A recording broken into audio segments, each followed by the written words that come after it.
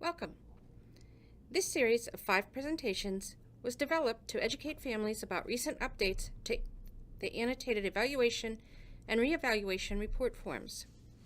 While the law has not changed, changes were made to the annotated report forms in early 2016. Annotated forms are designed to provide notes for better understanding of each section of the form. Where can you find the handouts that accompany this presentation? On Peel's website and on Patton's website. On many slides, you will find a folder icon in the upper right-hand corner, which tells you the handouts that support the information on that slide. This is Part 3, which focuses on the evaluation process and report.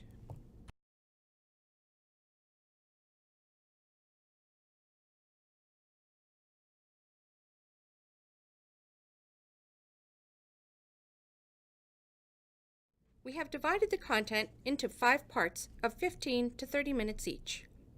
We recommend that the viewer watch the parts in order as the information builds from one to the next. The 5 parts of this series are listed on this slide. As you can see, Part 3, which is highlighted, reviews in depth the Annotated Evaluation Report. Throughout this presentation series, the word parent refers to the parent or guardian.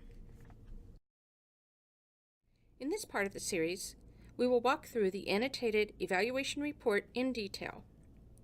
The Evaluation Report is a comprehensive document that summarizes all of the information that has been gathered throughout the process and comes to a conclusion regarding whether or not the student meets the 2-pronged criteria for special education.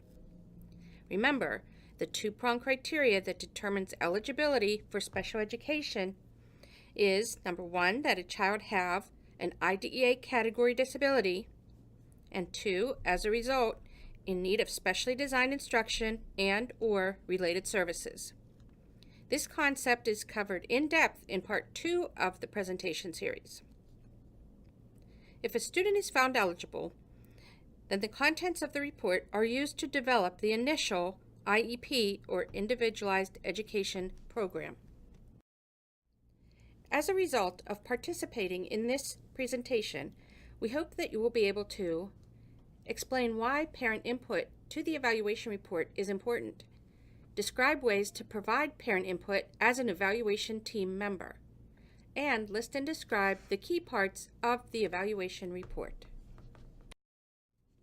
Section 1 of the evaluation report is titled Reason for Referral. This section should provide a detailed description of the reasons that the school or family requested the initial evaluation. It's important that this section is well thought out and includes all reasons that the student is being referred for evaluation for special education, because all of the other sections of the evaluation report refer back to this section. The areas of concern listed in this section guide the tests and other assessments that are done for the evaluation. It's possible that during the evaluation process, new questions or concerns may arise. If this happens, then the parent must provide consent for the team to address any areas that were not included on the permission to evaluate consent form that was signed to get the process started. Section 2 of the evaluation report describes all of the information gathered during the assessment process. We will walk you through each of the 7 subsections listed on this slide as we move forward. The Annotated Evaluation Report is a helpful resource to review, to understand and remember what should be covered in each piece of the report. Take note of the folder icon in the upper right corner to identify which page of the Annotated Evaluation Report corresponds to the information on the slide. To learn more, you may also want to review the elements of a well-rounded evaluation handout that is listed as well. Part A includes information provided directly by the parent or guardian and can also include information or reports from private providers such as speech and language therapists, pediatricians, independent evaluators, or other specialists.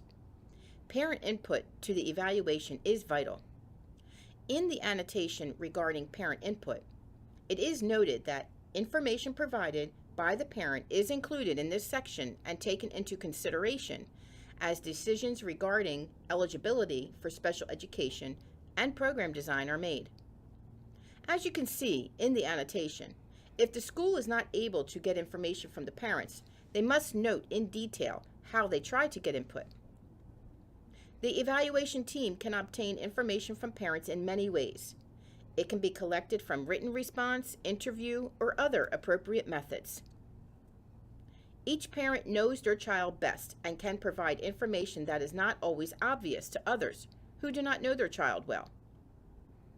Parents can decide what information to provide, what is relevant and should be shared, as well as what is confidential and should not be shared in a report that may be seen by future unknown school personnel. When having a candid conversation, parents can specify what information they do or do not want to be included in the evaluation report. Cindy, how would you share an example of a specific concern about your child? Well, a parent can submit a video, for example, of, let's say, behaviors where they have concern. I've provided information regarding my child's lack of friends, lack of social skills, or sometimes difficulty initiating a conversation.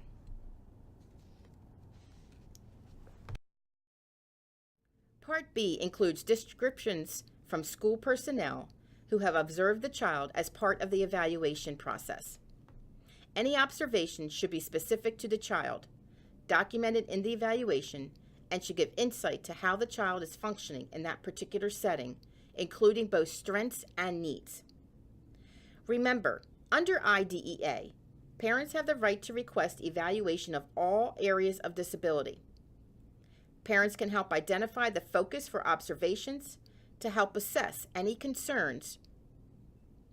For example, if a child has a behavior issue, the parent can request observation of the child's behaviors in various activities. If a child is struggling in reading, then an observation of the child engaged in reading activities should be included. Observations and statements from various professionals and other school personnel who have direct contact with the child are included in this section. This may include input from paraprofessionals or teachers' aides who work with students, depending upon their training and specific responsibilities. Please note the folder icon in the upper right-hand corner for the annotated evaluation report on page 3. Part C includes teacher recommendations. These recommendations are to be based on data that has been collected by the teacher. On the slide, you see examples of some of the data that may be used to develop teacher recommendations. Objective student data is what should drive the evaluation. Teacher recommendations based on impressions or opinions about student performance should not be included in an evaluation report.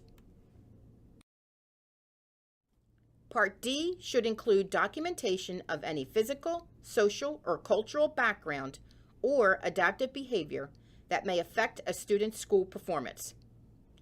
There are many reasons outside of the presence of a disability that may lead to a student having difficulty in school. This section is the place to document relevant information necessary for the multidisciplinary evaluation team to make an accurate decision about the student's eligibility for special education and education programming. The report should include information about either the presence of an issue, for an example, chronic health problems or English language learner, or the lack of an issue, for example, hearing and vision screening results were within normal limits. Appropriate assessments must be conducted and information gathered to address these issues thoroughly.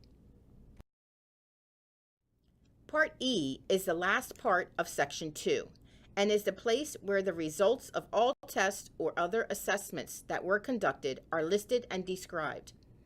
The results of assessments are included here as well and should be written in plain language that is understandable to families.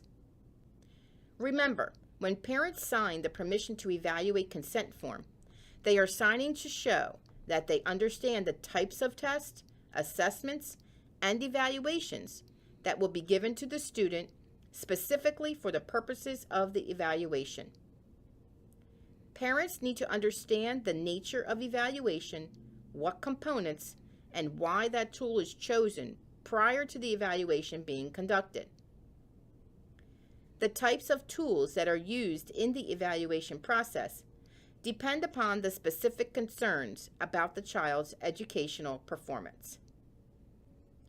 The handout, Common Assessment Tools, lists and describes formal assessment tools frequently used in an evaluation for special education. It is required that the most recent version of formal assessment tools are used in an evaluation for special education services.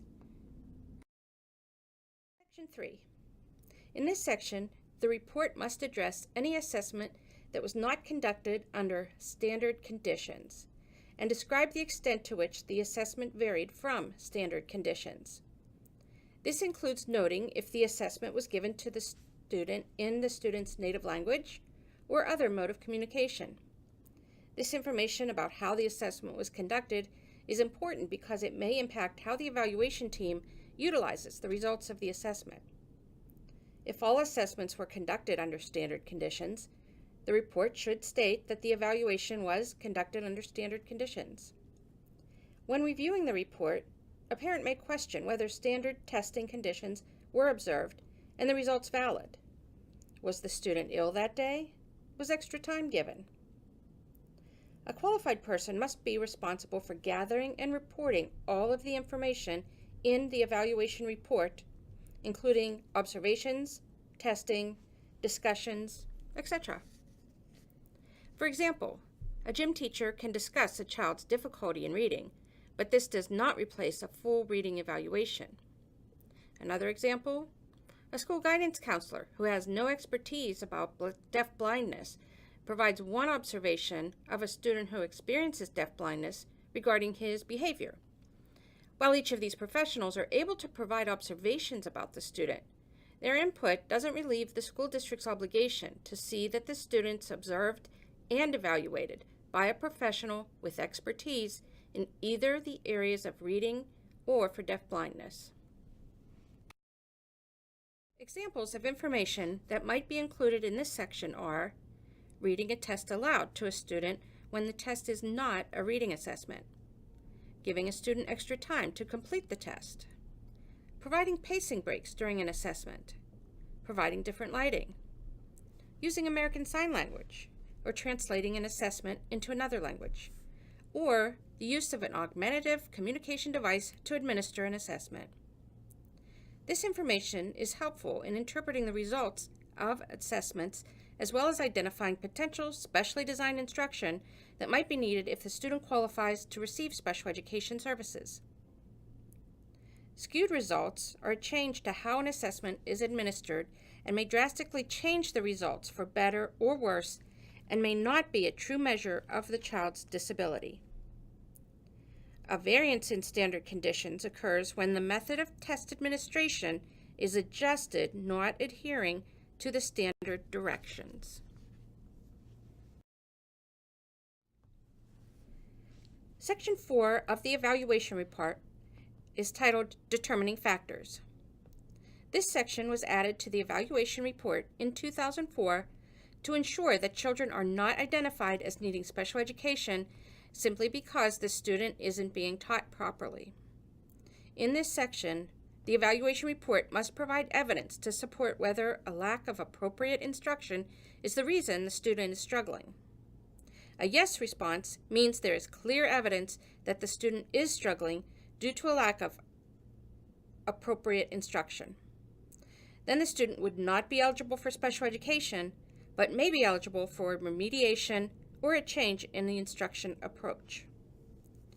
Requiring the team to consider whether or not a student has received appropriate instruction is intended to result in only students who truly qualify for special education services to be identified as needing special education supports. Let's review the key points to remember from Part 3. Parent input to the evaluation report is vital. There are various ways to provide parent input as an evaluation team member. The Annotated Evaluation Report is a helpful tool to know what to look for in each section of the report. In Part 4 of the presentation, we will review the remaining component of the evaluation report, which is the summary of findings, where all of the information covered in Part 3 is summarized and the determination is made about whether or not the student qualifies for special education. We will also review parent rights to procedural safeguards in the evaluation process.